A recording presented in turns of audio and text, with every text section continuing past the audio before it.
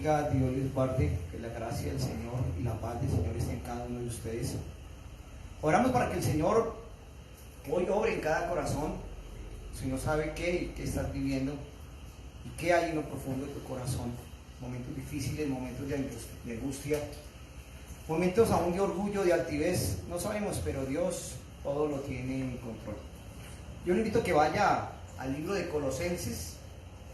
Vamos a estar estudiando el capítulo 1.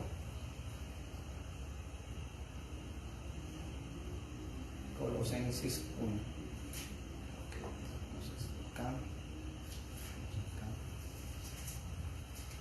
El libro de Colosenses es un libro igual con Filipenses, con Tito. Son cartas que fueron escritas en la cárcel. Y podemos ver cómo Pablo, estando en la cárcel,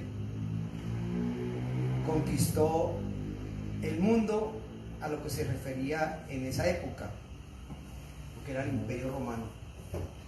Y cómo la palabra llega hasta lo más profundo de la tierra a través de un hombre que estaba ¿dónde? En la cárcel. Pablo, al estar en la cárcel, su pasión siempre fue el Señor Jesucristo. Y el mensaje fue llevar el mensaje. Para él su vida era Cristo. En el libro de Colosenses, en el capítulo 1, versículo 1, dice: Pablo, apóstol de Jesucristo por la voluntad de Dios, y el hermano Timoteo. Aquí está lo más impactante. A los santos y fieles en Cristo que están en Colosa. Gracia y paz sean a vosotros, Dios nuestro, en Jesucristo. Aquí está hablando y dirigiéndose a la iglesia, a la gente que al menos había cogido alguna vez la Biblia en su vida, al menos había leído un versículo en la vida, al menos le han predicado de Cristo alguna vez en la vida. Y él lo resalta en el versículo 3 cuando dice: siempre orando por vosotros, damos gracias a Dios Padre de nuestro Señor Jesucristo, habiendo oído de vuestra fe en Cristo Jesús y del amor que tenéis a todos los santos. Aquí podemos ver cómo él se está dirigiendo a una iglesia, a alguien que ha escuchado la palabra. Él está hablando de que esta persona podía entrar a la presencia de Dios sin ningún problema. La Biblia dice que tenemos a Jesucristo como autor y consumador de la fe, pero también como mediador de Dios y de los hombres. Entonces siempre el objetivo es la oración. Y estábamos orando empezando el año. ¿Cuáles serían los planes que usted tenía para este año? ¿Cuáles serían las metas que tenía usted para este año? ¿Qué le pidió a usted Dios el 31 de diciembre? ¿Qué le pidió a usted a Dios en estos 28 días anteriores? El hermano Carlos predicaba la semana pasada de cómo vivir el hombre íntegro a través del Salmo 1. Entonces podemos ver nosotros que aquí Pablo está hablando y dice: siempre que oramos por vosotros. ¿Usted tiene una lista de personas por las que usted ora? Usted está en mi lista. Usted está en la lista de alguien que ora por usted a diario. Y puede que usted no conozca a ese alguien. ¿Por qué? Porque Dios sabe a quién va a añadir. Dice: siempre orando por vosotros, damos gracias a Dios. Aquí está hablando que lo más importante era que, gracias a Dios, usted algún día se le predicó de la palabra. Entonces no va a tener excusas. Y aquí Pablo lo estaba hablando de esa manera. Miren lo que podemos ver en el versículo 4 y 5. Habiendo oído de vuestra fe en Cristo Jesús y del amor que tenéis a todos los santos, a causa de la esperanza que os está guardada en los cielos, de la cual ya habéis oído por la palabra verdadera del Evangelio. Aquí está hablando de fe, de amor y de esperanza. Eso lo podemos ver en Corintios cuando habla que lo que permanece de la fe, la esperanza y el amor, pero que se sostiene es el amor, porque el amor es eterno. La fe se refiere al pasado, el amor se refiere al presente y la esperanza se refiere al futuro. Nosotros por fe escuchamos el relato de alguien que dice: Cristo murió en la cruz por usted y por mí hace más de 2000 años. Alguien se lo ha dicho alguna vez. Entonces ahí está hablándole de algo que fue histórico, algo que fue pasado, de algo que sucedió. Entonces Pablo se está refiriendo a que estas personas tenían fe y han escuchado esos hechos históricos. Y eso se fundamenta en que el Evangelio siempre se ha predicado y se va a predicar. Y el contenido del Evangelio se refiere siempre a la gracia de Dios. ¿Usted busca a Dios todos los días? ¿Usted lee la palabra todos los días? ¿Usted va a la cruz a confesar todos los días su pecado? ¿O está como oveja sin pastor? El Evangelio consiste en eso, en buscar a Jesucristo. Pablo lo expresaba en Romanos, dice que la fe viene por el oír y el oír la palabra de Dios. Nosotros hoy estamos predicando la palabra. Se está llevando un mensaje, quiere decir que hoy se está sembrando en su corazón una semilla. ¿Para qué? Para que esa semilla tarde o temprano florezca. O si no florece, porque de pronto la persona no tuvo o tuvo en poco la palabra, el día del juicio no va a tener excusas, porque va a decir, ese día se le predicó a usted. Ese día algún jinete le habló a usted de Cristo. Dios se lo va a decir. Ahora que fallece un amigo en un accidente, yo duré predicándole un año, todos los jueves, haciendo una reunión con él. Y murió en un accidente. Gloria a Dios que esa semilla que se sembró durante un año, su papá también es creyente, haya sembrado una semilla, esa semilla ha dado fruto. Y si no dio fruto, yo tengo mi conciencia tranquila porque yo prediqué el Evangelio. Y dice en el versículo 4, en la parte B, y el amor que tenéis a todos los santos. La fe se basa en el amor. Y ese amor se lleva al presente. Usted como cristiano, ¿qué está viviendo? ¿Cómo está expresando el amor hacia los demás? Hay mucha gente que dice, yo sé mucha Biblia, yo soy un maestro, yo soy tal cosa, pero no tienen amor en sus corazones. Pero es que, pastor, usted habla muy duro, usted no tiene amor. Yo digo lo que la palabra dice. Jesucristo cuando tenía que ser fuerte, era fuerte. Pablo cuando tenía que ser fuerte, era fuerte. Pedro cuando tenía que ser fuerte, era fuerte. Cuando uno tiene que exhortar a las personas, tiene que exhortarlas con amor. Pero la verdad duele. Y eso se refería a que los colosenses, entre ellos había gente que estaba actuando mal y se llamaban creyentes. No demostraban realmente el amor hacia los demás. Y tenemos que recordar que usted y yo como pecadores hemos sido salvados por gracia, no por ninguna obra. Y eso es lo que perfecciona nuestra vida. Ellos creían que estaban haciendo buenas obras. Y Dios lo prepara a través de la salvación a usted para que sea bueno y haga buenas obras. Porque el resto la gente dice, yo voy al mercado, yo hago tal cosa y tal otra, pero se queda ahí. Mira lo que dice la parte del versículo 5 que dice que tenían esperanza para el futuro. Otra versión dice, a causa de la esperanza reservada para vosotros en los cielos. ¿Cuál es su esperanza? La venida del cielo, la venida del Señor Jesucristo. Usted realmente tiene que tener en cuenta en dónde va a terminar su historia. El año pasado estábamos en Mesetas y le predicamos a unos motociclistas que estaban de Medellín y se les enseñó una palabra y todos quedaron confrontados. Y le decía yo, si hoy usted se muriera, ¿dónde estaría? Y todos dijeron, en el infierno. Y lo dicen de una manera tan coloquial y tan práctica que uno dice, hombre, esa es la esperanza que ellos tienen. Vivir, disfrutar en esta tierra y morirse y irse para un infierno sin Cristo. Nosotros como iglesia no podemos estar pensando de esa manera. Y Él reúne aquí la fe, la esperanza y el amor. Y lo expresa en 1 Corintios. Ahora permanecen la fe, la esperanza y el amor. Estos tres, pero el mayor es el amor. Y Pablo aquí los coloca en orden, esperanza y amor. ¿Por qué? Porque el amor es lo que se sostiene. El amor de Dios hacia nosotros. El amor de nosotros es pasajero. Por nuestra esposa, por nuestros hijos, se va, es efímero. Pero el amor de Dios es tan completo que dio a su Hijo por usted y por mí, para que Él muriera en una cruz. ¿Usted está esperando a Jesús con amor? ¿Usted está esperando a Jesús en esa esperanza de que lo lleve al cielo? Yo ayer escribí algo y decía, no pertenecemos a este mundo. Y usted no pertenece a este mundo. Si usted ha conocido la palabra, tiene que tener claro de que usted no pertenece a este mundo. Porque empieza diciendo que fuimos bendecidos en los lugares celestiales. Nuestro principio fue en el cielo.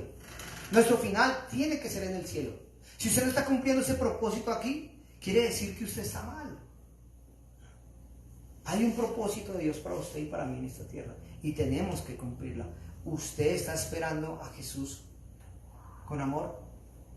De esta palabra ya habéis oído por la palabra verdadera del Evangelio. Siempre alguien va a estar hablando de que Jesús vino. Usted sabe que Él vino, nació de una virgen, realizó milagros, es el Dios hombre, murió en una cruz, fue sepultado y resucitó, ascendió de regreso al cielo y hoy está sentado a la derecha del Padre intercediendo por nosotros. O sea, si Él está intercediendo por nosotros, tenga en cuenta, mi hermano, que lo que Él murió e hizo en la cruz por usted ya está claro. Entonces es importante de que usted tenga en cuenta qué es lo que está haciendo. ¿Qué está haciendo usted por el Señor en este momento aquí en la tierra? Si usted está ubicado en ese versículo que dice que ha llegado hasta vosotros, así como a todo el mundo, y lleva fruto y crece también vosotros desde el día que oísteis y conocisteis la gracia de Dios en verdad. Estoy en el versículo 6. Como lo habéis aprendido de Epafras, nuestro consiervo y hermano, que es un fiel ministro para vosotros. Ahí está hablando de que usted tiene que dar fruto. No, yo soy cristiano, yo hago esto, yo hago lo otro, pero su vida no ha cambiado. Peleas, contiendas, divisiones, malas palabras. Y en la iglesia nos mostramos santos, pero por fuera somos otras personas. Acuérdese del amor y la compasión de Cristo cuando se encontró con la mujer samaritana, sorprendida en adulterio. Todos la iban a apedrear, pero él fue compasivo con ella. Claro, la confrontó con su pecado. Y esta mujer viene y cambia. Usted puede ver como un hombre que sabía toda la Biblia, toda la Escritura, era un maestro de la ley, llamado Nicodemo.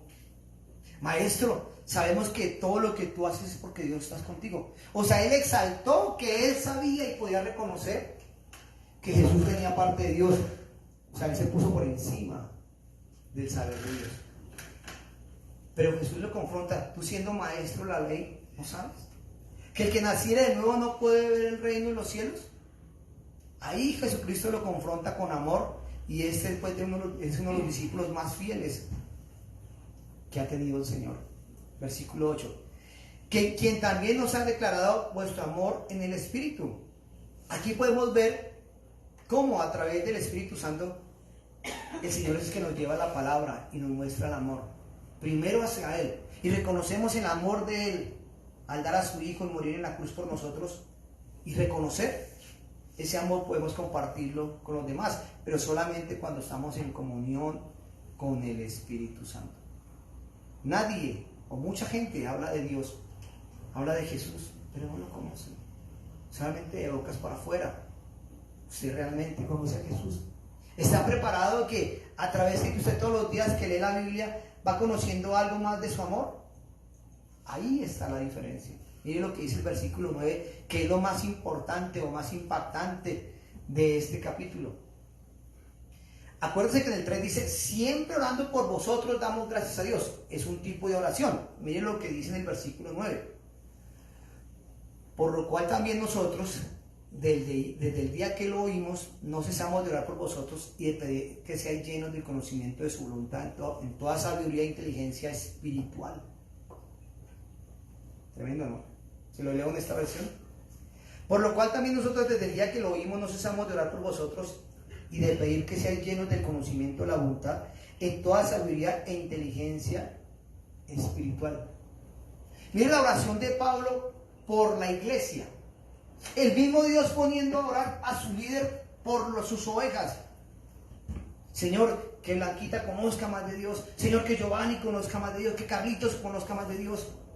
Que Silvestre, que Ramos, que Blanca, la que sea, conozca más de Dios. Esa es la oración de Pablo. Que usted tuviera la sabiduría de Dios. Aquí en Colosenses, ¿por qué él pide esa sabiduría? La palabra griega de la sabiduría es epinoxis. La gente estaba grabada en su corazón que sabían más de la palabra. Se han vuelto unos herejes que hoy en día conocemos como los gnósticos. Están por encima y aún niegan a Jesús porque se creen en sabiduría de hombres y no sabiduría de la palabra. Acomodan la palabra a lo que ellos quieren. La gente quiere escuchar que Dios les diga lo que ellos quieren escuchar. Ellos no quieren escuchar lo que Dios tiene que decirles de cómo tienen que cambiar sus vidas, sino quieren que Dios se acomode a su mundo. Y eso estaban haciendo los gnósticos en esa época. Es una de las primeras herejías y siempre ha existido. Y hoy ha existido. Y por eso usted, mi hermano, Pablo le está pidiendo que tenga sabiduría y comprensión espiritual, no solamente mental.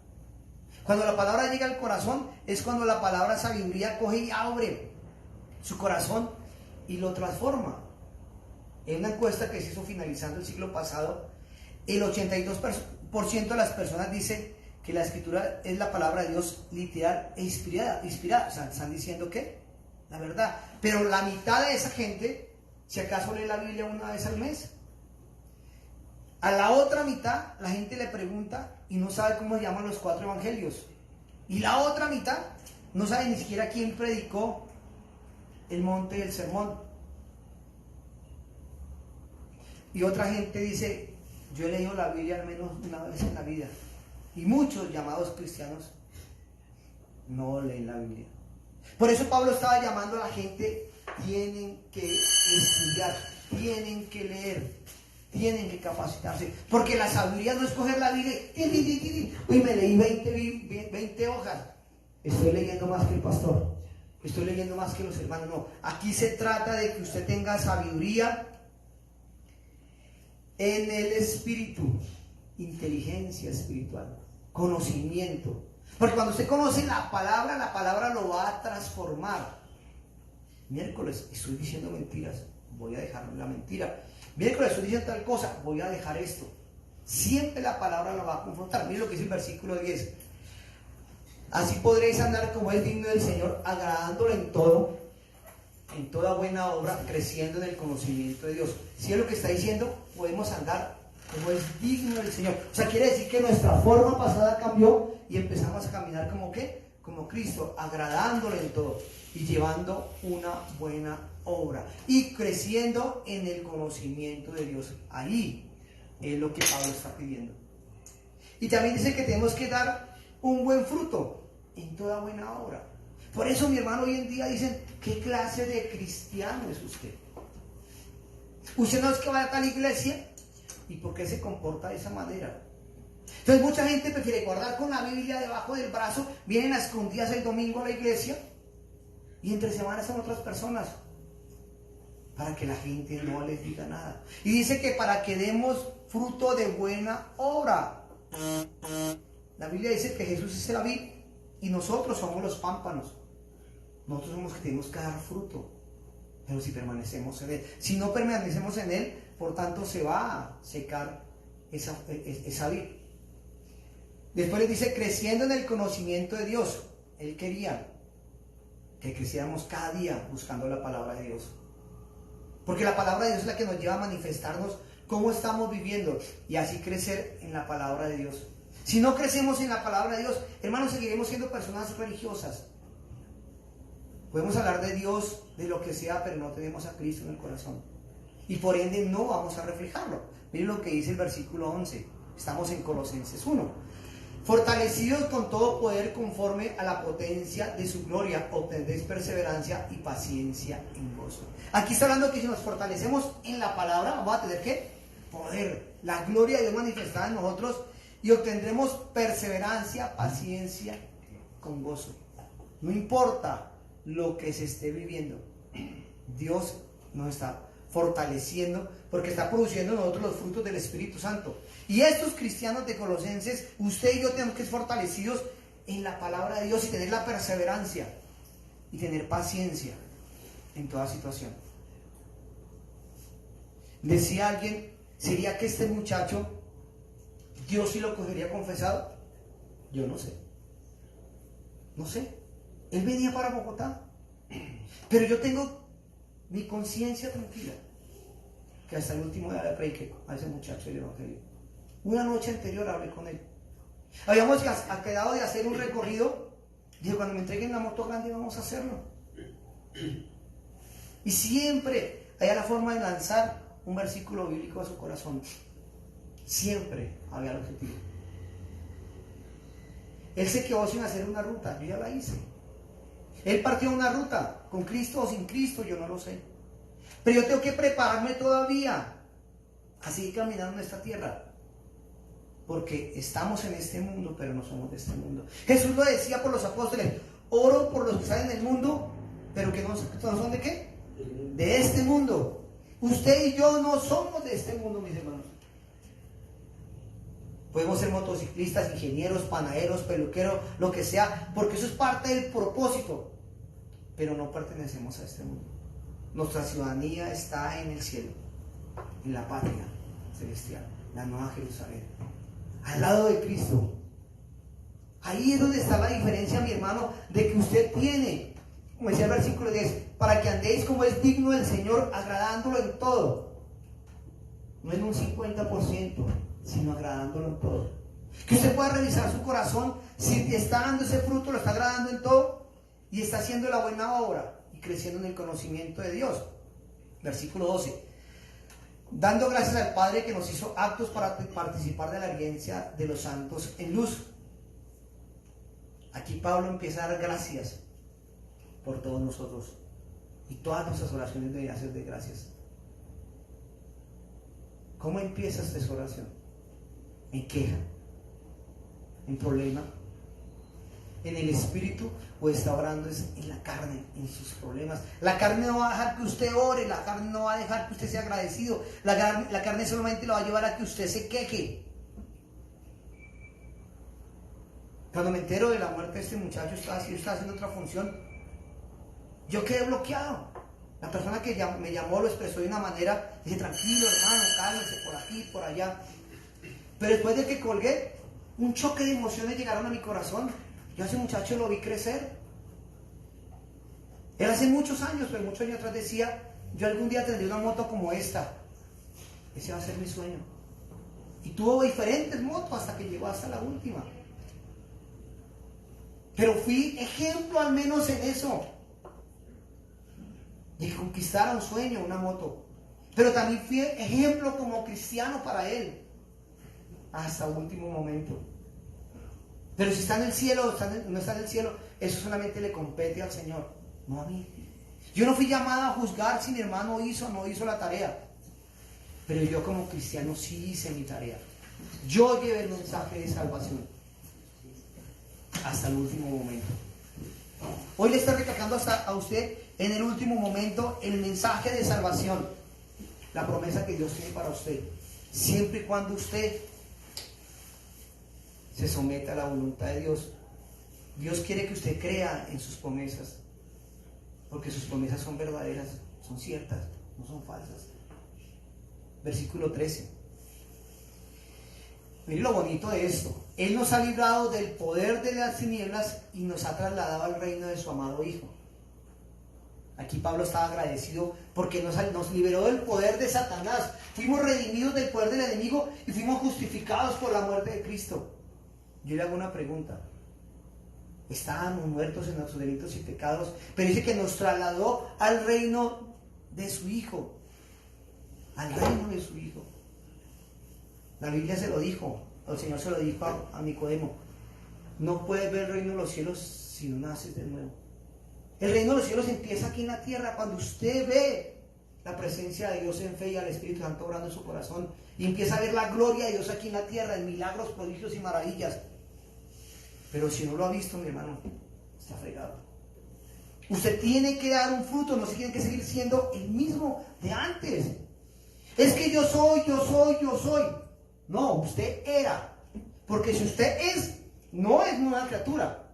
En Corintios dice, las cosas viejas pasaron, y aquí todas hechas nuevas. Con Cristo soy juntamente crucificado. Pero si yo estoy actuando conforme a la antigüedad, mi hermano, eso quiere decir que usted no está trasladado al reino de los cielos. Sus pies no están puestos en el cielo. Sus pies no están en el reino de los cielos. Sus pies están todavía en el poder de Satanás. Ahí está la diferencia. Versículo 14. En quien tenemos redención por su sangre, perdón de los pecados. ¿Todavía no ha sido trasladado usted al reino de los cielos? Ahí está la diferencia, mi hermano. Que hoy usted pueda recapacitar, hoy usted pueda entender de que realmente el Señor perdonó sus pecados. Que todo lo relacionado con la sangre de Jesús lo lleva a usted a ser una nueva persona. No emocional y sentimentalista, sino que usted es una nueva persona. hay poder en la sangre de Cristo. ¿Cuánta gente dice eso? Pero son vulgares, son blasfemos y hacen un resto de cosas que no son, porque solamente lo dicen de boca. Y lo hacen por la sangre de Cristo, por la sangre de Cristo. Y lo hacen solamente como una muletilla, porque no han entendido el poder de la redención.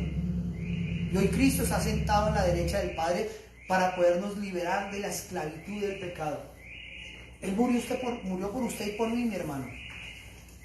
Y eso es lo que realmente Él hizo, el Señor. Nos sacó de las tinieblas a su luz admirable. Nos ha liberado del poder de la oscuridad y nos ha trasladado al reino de su Hijo. Usted tiene que tener la convicción. Y si no lo ha vivido, mi hermano, es tiempo de que usted hable con Dios. Si en su vida, si en su casa, si en su familia hay oscuridad, hermano, es personal la relación. El padre del amigo fallecido era cristiano toda la vida.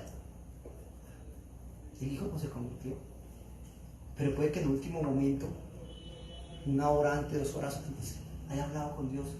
Y si no lo hizo, pues el papá le predicó, yo le prediqué. Y si usted como creyente, hermano, tiene este tipo de cosas, qué bendición. Aprovéchelas y dé fruto para glorificar el nombre del Hijo Jesucristo. Que usted pueda llevar la gloria de Dios. Pero si usted no está claro en eso, es tiempo de pedir perdón, hermano. De que usted le pida perdón a Dios y que la voluntad del Padre ponga la fe en usted para usted ser una persona nueva y realmente buscar el gozo del Señor. Amén. Puede cancelarlo ahí. De que usted pueda